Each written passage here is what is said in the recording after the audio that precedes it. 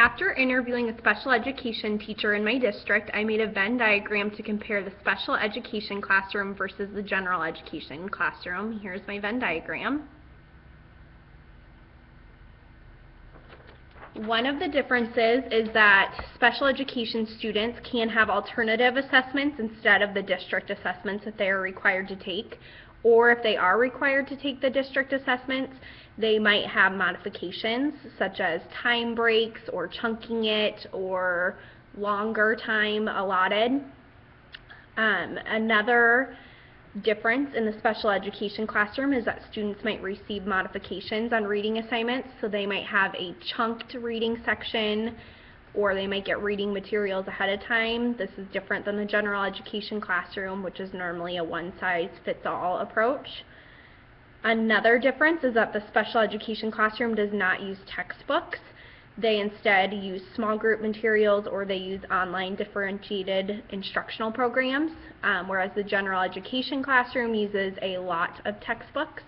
Another difference is that students in the special education room have IEPs, whereas students in the general education classroom do not. Similarities: both are focusing on skills for outside of life in the classroom. This looks a little bit different in the special education room. The teacher that I interviewed mentioned how they do things like focusing on life skills like counting money or things like that, and that doesn't normally happen in the general education classroom.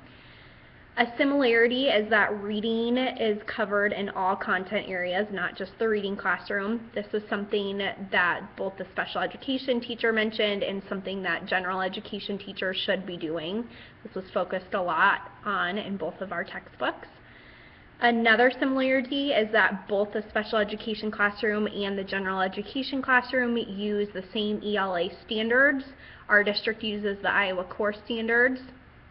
Another similarity is that both the special education and general education rooms offer online options whenever possible. I know that in my district we have options for ebooks, or we try to use reading programs like Raz Kids whenever possible, and this is for both the general education and special education room.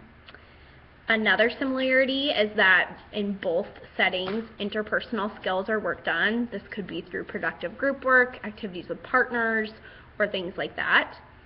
And another one is that during whole group instruction in the general education and special education setting, it is encouraged that all students are participating and are working on their speaking and listening skills. I think that a way to create more similarities and differences between the programs is to try to hold all students to high expectations and to do whatever best meets their needs to meet those high expectations. Thank you.